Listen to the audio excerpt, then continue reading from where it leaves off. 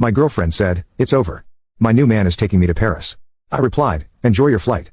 She didn't know her new man was my newest intern. I waited until they boarded, texted my intern, "You're fired," canceled his corporate card, and left them both stranded in Paris. My girlfriend of 2 years, Madison, broke up with me last week. She did it at our favorite restaurant, which was a bold choice.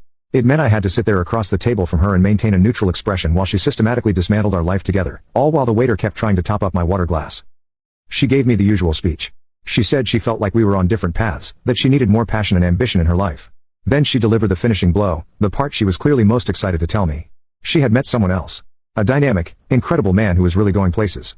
"He's taking me to Paris for a week, Alex," she said, her eyes glittering with a cruel kind of triumph. "First class, we leave on Friday."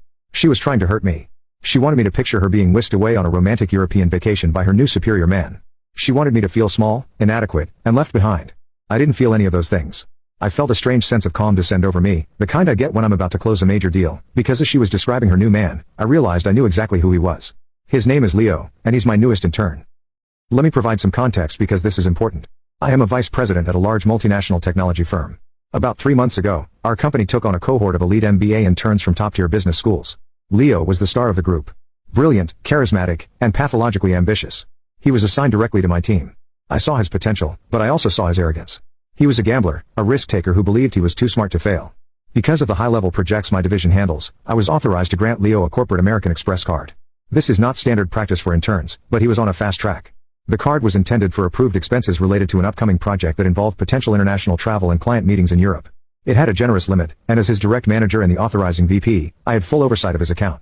I was giving him a lot of rope, a test to see if he could handle the responsibility. So when Madison, whose own salary is modest, started talking about first-class tickets to Paris, a switch flipped in my head. I knew Leo didn't have the personal funds for that kind of trip. There was only one way he could be paying for it. He was using the rope I gave him to hang himself. I continued to play my part. I listened patiently to Madison. I feigned a mild, heartbroken surprise. I even asked in a quiet voice, "When does your flight leave on Friday?" She told me the airline and the flight number, eager to twist the knife. 7 p.m. direct to Charles de Gaulle, she said with a smug smile. Later that evening, while she was at our apartment packing her things to move out, I was in my home office.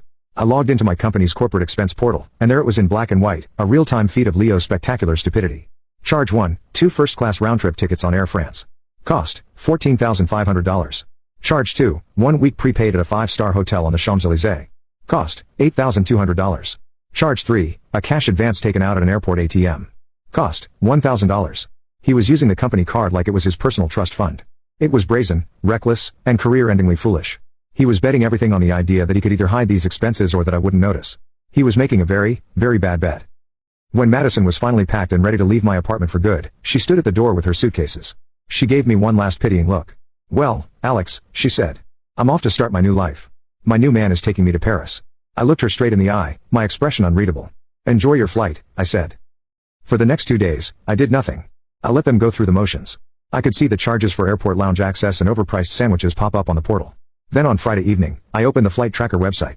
I watched their flight status go from a gate to boarding to taking off.